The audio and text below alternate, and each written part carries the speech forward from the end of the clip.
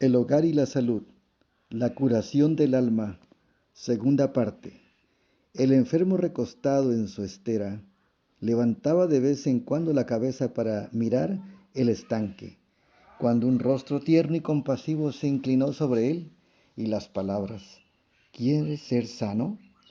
Le llamaron la atención. La esperanza brotó de nuevo en su corazón.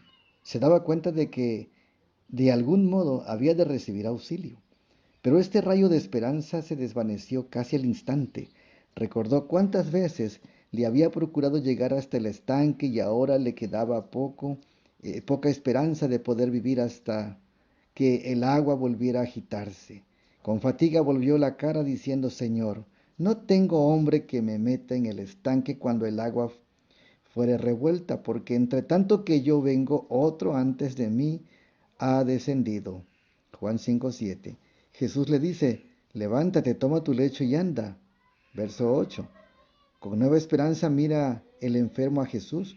La expresión de su rostro, el acento de su voz, no son como los de otro cualquiera. El amor y el poder parecen emanar de la presencia de Jesús. La fe del paralítico echa mano de la palabra de Cristo, sin otra pregunta se esfuerza por obedecer y al hacerlo, todo su cuerpo responde. Todo nervio y músculo se estremece con nueva vida y una reacción vivificante mueve sus miembros paralizados. Saltando en pie, emprende la marcha con paso firme y resuelto, alabando a Dios y regocijándose en sus renovadas fuerzas. Jesús le había dado al paralítico seguridad alguna de ayuda divina. Bien pudiera haber dicho al hombre, Señor, si quieres sanarme, obedeceré tu palabra. Hubiera podido detenerse para dudar y perder así su única oportunidad de curación, pero no. Creyó la palabra de Cristo, creyó que había sanado. Inmediatamente hizo la tentativa y Dios le concedió la fuerza. Se empeñó en andar y anduvo. Obrando en conformidad con la palabra de Cristo, fue hecho sano. Debido al pecado hemos sido separados de la vida de Dios. Nuestras almas están paralizadas. No somos más capaces de llevar una vida santa por nosotros mismos que el paralítico de andar. Muchos se dan cuenta de su invalidez, ansían aquella vida espiritual que les pondrá en armonía con Dios y se esfuerzan por alcanzarla, pero en vano. Desesperados exclaman, miserable hombre de mí, ¿quién me librará del cuerpo de esta muerte? Romanos 7:24. Levanten la vista estos desesperados que siempre luchan. El Salvador se inclina sobre el rescatado por su sangre, diciendo, con indecible ternura y compasión, ¿quieres ser sano? Él te manda que te levantes en salud y paz. No esperes hasta sentirte sano. Cree la palabra del Salvador. Pon tu voluntad del lado de Cristo. Disponte a servirle y obrando en conformidad con su palabra recibirás fuerza. Cualquiera que sea el mal hábito, la pasión dominante que debido a larga indulgencia encadene alma y cuerpo, Cristo puede y quiere librarte de ellos. Quiere dar vida al alma que está muerta en delitos y pecados. Efesios 2:1.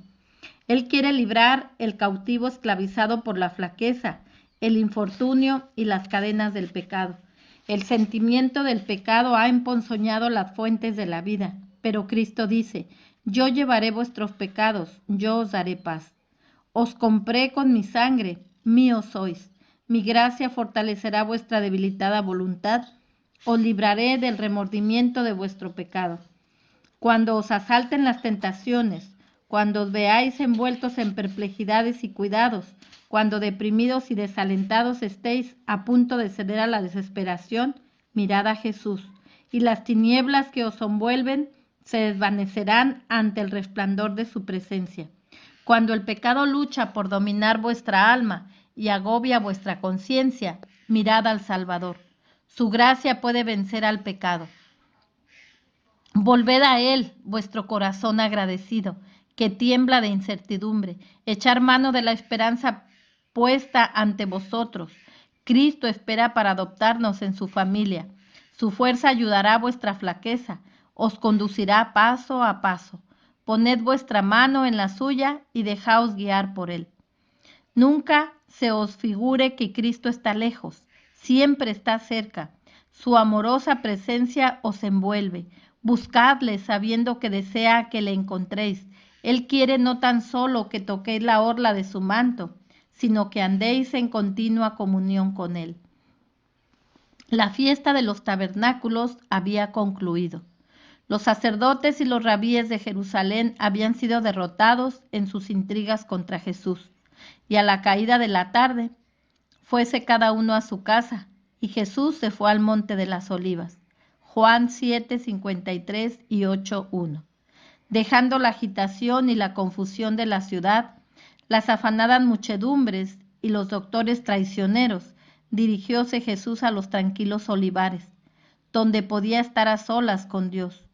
Pero a la madrugada siguiente regresó al templo, y como el pueblo se reunía en derredor suyo, se sentó y les enseñaba. Pero pronto fue interrumpido. Un grupo de fariseos y escribas se le acercó, arrastrando consigo a una mujer aterrorizada, a la cual, con aspereza, acusaban a gritos de haber quebrantado el séptimo mandamiento. Empujándola hasta la presencia de Jesús, le dijeron con metido respeto: Maestro, esta mujer ha sido tomada en el mismo acto, adulterando, y en la ley de Moisés nos mandó apedrear a las tales. ¿Tú pues qué dices? Juan 8:4 y 5. Su pretendida reverencia ocultaba una artera intriga para arruinarle. Si Jesús absolvía a la mujer, se le podría acusar de haber burlado la ley de Moisés. Si la declaraba digna de muerte, se le podría acusar ante los romanos de haber asumido una autoridad que pertenece solo a estos. Jesús echó una mirada sobre la escena. La víctima temblorosa de vergüenza, los altos dignatarios de semblante duro, faltos hasta de compasión humana. Su espíritu de inmaculada pureza rehuía semejante espectáculo. Sin indicación alguna de haber oído la pregunta, se inclinó hacia adelante y, fijándose en el suelo, se puso a escribir en el polvo. Impacientes ante la demora y aparente indiferencia de Jesús, los delatores se acercaron aún más a él, instándole a que prestara atención al asunto. Pero los ojos de ellos, al seguirlos de Jesús, se fijaron en el suelo a los pies del Maestro, y sus voces se acallaron. Allí, escritos ante ellos, aparecían los culpables secretos de sus propias vidas. Levantándose y mirando a los ancianos intrigantes, Jesús dijo: El que de vosotros esté sin pecado, arroje contra ella la primera piedra. Juan 8:7. Y volviéndose a inclinar, siguió escribiendo. Él no había anulado la ley de Moisés, ni violado la autoridad de Roma. Los acusadores quedaban corridos. Rasgados sus vestidos de mentida santidad, allí estaban, culpables y condenados, en presencia de la infinita pureza. Temblando de miedo de que la iniquidad oculta de sus vidas fuese puesta de manifiesto ante la muchedumbre, se marcharon cabizbajos, dejando a su víctima con el compasivo Salvador. Enderezándose Jesús y mirando a la mujer, le dijo: Mujer, ¿dónde están los que te acusaban? ¿Ninguno te ha condenado? Y ella dijo: Señor, ninguno. Entonces Jesús le dijo: Ni yo te condeno. Vete y no peques más. Juan 8, 10 y 11. La mujer había estado en presencia de Jesús, temblando de miedo. Sus palabras: El que de vosotros esté sin pecado, arroje contra ella la primera piedra, había llegado a sus oídos como sentencia de muerte. No se atrevía a levantar sus ojos al rostro del Salvador, sino que esperaba en silencio su condenación. Pero con gran asombro suyo, vio marcharse a sus delatores, mudos y avergonzados. Luego llegaron a sus oídos estas palabras: Ni yo te condeno, vete y no peques más. Su corazón quedó deshecho, y arrojándose a los pies de Jesús, con sollozos le expresó su amor agradecido, confesándole sus pecados con amargas lágrimas.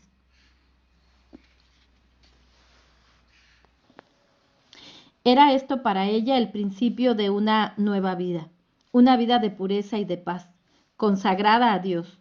Al levantar a aquella alma caída, Jesús realizó un milagro mayor que al curar la más grave enfermedad física. Sanó la enfermedad espiritual que termina en muerte eterna. Aquella penitente se transformó en uno de sus más resueltos seguidores. Con desprendido amor y devoción demostró su agradecimiento por su clemente misericordia. Para aquella mujer extraviada, el mundo no tenía más que desprecio y escarnio, pero el que era sin pecado se compadeció de su flaqueza y le alargó su mano auxiliadora. Mientras los hipócritas fariseos le condenaban, Jesús le decía: vete y no peques más. Jesús conoce las circunstancias particulares de cada alma. Cuanto más grande sea la culpa del pecador, tanto más necesita éste del Salvador. Su corazón de divino amor y simpatía se siente atraído hacia el que se ve más desesperadamente enredado en las trampas del enemigo. Con su propia sangre firmó Cristo el documento de libertad de la raza humana. Jesús no quiere que los que han sido comprados por precio tan elevado lleguen a ser víctimas de las tentaciones del enemigo. No quiere que seamos vencidos y que perezcamos. Aquel que tapó la boca de los leones y que anduvo entre las llamas, también está pronto a empeñarse en favor nuestro, para dominar toda mala tendencia en nuestra naturaleza. Junto al altar de la misericordia, presenta a Dios hoy las oraciones de los que desean su ayuda. No rechaza a ningún ser humano afligido y contrito. Quiere perdonar sin reserva a todos los que acudan a Él buscando perdón y restauración. No declara a ninguno todo lo que pudiera revelar, pero exhorta a toda alma temblorosa que cobre ánimo. Cualquiera puede valerse de la fuerza de Dios y alcanzar la paz. Las almas que se dirijan a Él pidiendo amparo, Jesús las eleva más allá de toda acusación y calumnia. Ningún hombre ni ángel maligno puede traer condenación a estas almas. Cristo las une con su propia naturaleza divina y humana. Están al lado de aquel que lleva los pecados, en la luz que emana del trono de Dios. La sangre de Jesucristo limpia de todo pecado. Primera de Juan 1:7. ¿Quién acusará a los escogidos de Dios? Dios es el que justifica. ¿Quién es el que condenará? Cristo es el que murió, más aún el que también resucitó, quien además está a la diestra de Dios, el que también intercede por nosotros. Romanos 8, 33 y 34. Sobre los vientos y las olas y sobre los endemoniados probó Cristo su absoluta autoridad. El que apaciguó la tempestad y sosegó el agitado mar, dice palabras de paz a los espíritus descarriados y dominados por Satanás. Estaba Jesús hablando en la sinagoga de Capernaum de su misión de libertad a los esclavos del pecado. De pronto fue interrumpido por un grito de terror. Un loco interrumpió de entre el pueblo, clamando: «Déjanos, ¿qué tenemos contigo, Jesús Nazareno? ¿Has venido a destruirnos? Yo te conozco quién eres, el Santo de Dios». Lucas 4:34. Jesús riñó al demonio diciendo: «Enmudece y sal de él». Entonces el demonio, derribándole en medio, salió de él y no le hizo daño alguno. Versículo 35. La causa de la aflicción de este hombre residía también en su propia vida. Había sido atraído por los placeres del pecado y había pensado hacer la vida una continua fiesta. La intemperancia y la frivolidad pervirtieron los nobles atributos de su naturaleza y Satanás tomó la completa dirección de su vida. El remordimiento llegó demasiado tarde, cuando hubiera sacrificado las riquezas y los placeres para recuperar su vigor perdido. Había llegado a ser impotente en las garras del maligno. En presencia del Salvador se despertó en él el deseo de la libertad, pero el demonio resistió el poder de Cristo. Cuando el hombre procuró pedir ayuda a Jesús, el espíritu malo le puso en los labios sus propias palabras, y él dio gritos de angustia y temor. Dábase cuenta en parte el endemoniado de que estaba en presencia de uno que podía libertarlo, pero cuando intentó ponerse al alcance de aquella poderosa mano, se sintió dominado por una voluntad ajena y las palabras de otro hallaron expresión por medio de él. El conflicto entre el poder de Satanás y los deseos de libertad del desgraciado era terrible. Parecía que el pobre atormentado tenía que perder la vida en aquel combate con el enemigo que había provocado su ruina. Pero el Salvador habló con autoridad y libertó al cautivo. Aquel que había estado endemoniado se presentó ahora ante el pueblo asombrado, gozando de la libertad de dominio propio. Con voz alegre alabó a Dios por su liberación. Los ojos que hasta entonces despedían rayos de locura brillaban ahora de inteligencia y estaban arrasados con lágrimas de agradecimiento. El pueblo quedó mudo de admiración. Por tan pronto como recuperó el uso de la palabra, exclamó: ¿Qué es esto? ¿Qué nueva doctrina es esta? ¿Que con potestad aún los espíritus inmundos manda y le obedecen? Marcos 1:22. Hay también hoy día muchedumbres tan dominadas por los espíritus malos como lo estaban en el endemoniado de Capernaum. Todos los que se apartan voluntariamente de los mandamientos de Dios se ponen a sí mismos bajo la dirección de Satanás. Muchos juegan con el mal, pensando que podrán romper con él cuando quieran, pero se engañan más y más, hasta que descubren que están dominados por una voluntad más fuerte que la suya. No pueden sustraerse a tan misterioso poder. El pecado secreto o la pasión dominante pueden constituirlos en cautivos tan impotentes como lo era el endemoniado de Capernaum. No obstante, su condición no es desesperada. Dios no dirige nuestro espíritu sin nuestro consentimiento, pero cada cual es libre para escoger el poder que quiere que lo gobierne.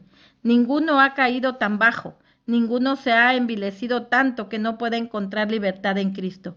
El endemoniado, en vez de oraciones, solo podía pronunciar palabras de Satanás, y no obstante, la muda plegaria de su corazón fue oída. No hay grito del alma necesitada que no sea atendido, aunque no se haya podido expresar con palabras. Los que consienten en hacer un pacto con Dios no quedan abandonados al poder de Satanás ni a la flaqueza de su propia naturaleza. ¿Será quitada la presa al valiente o libertarse la cautividad legítima? Así empero dice Jehová: cierto, la cautividad será quitada al valiente y la presa del robusto será librada, y tu pleito yo lo pleitaré y yo salvaré a tus hijos. Isaías 49, 24 y 25. Maravillosa será la transformación de aquel que por la fe abra la puerta de su corazón al Salvador. Así como los 12, los 70 discípulos mandados por Cristo después, recibieron dones sobrenaturales como sello de su misión. Concluida su obra, volvieron con gozo, diciendo: Señor, aún los demonios se nos sujetan en tu nombre. Jesús contestó: yo veía a Satanás como un rayo que caía del cielo. Lucas 10, 17 y 18. Desde aquel entonces los discípulos de Cristo han de considerar a Satanás como un enemigo vencido. En la cruz Jesús había de ganar en favor de ellos la victoria, aquella misma victoria que él deseaba que aceptasen como propia. He aquí dijo: os doy potestad de hollar sobre las serpientes y sobre los escorpiones y sobre toda fuerza del enemigo, y nada os dañará. Lucas 10:19. El poder omnipotente del Espíritu Santo es la defensa de toda alma contrita. Cristo no dejará caer bajo el poder del enemigo a nadie que le haya pedido su amparo con arrepentimiento y fe. Es verdad que Satanás es un ser poderoso, pero gracias a Dios tenemos un poderoso Salvador que lanzó del cielo a los malignos. Satanás se complace en oírnos engrandecer su poder. ¿Por qué no hablar de Jesús? ¿Por qué no magnificar su poder y amor? El arco iris de la promesa que circunda el trono celestial es un testimonio eterno de que tanto amó Dios al mundo que ha dado a su único Hijo, para que todo aquel que en él crea no se pierda, sino tenga vida eterna. Juan 3:16. Testifica el universo de que Dios no abandonará nunca a sus hijos de la lucha contra el mal. Es para nosotros una garantía de que nos dará fuerza y protección mientras subsista el trono mismo.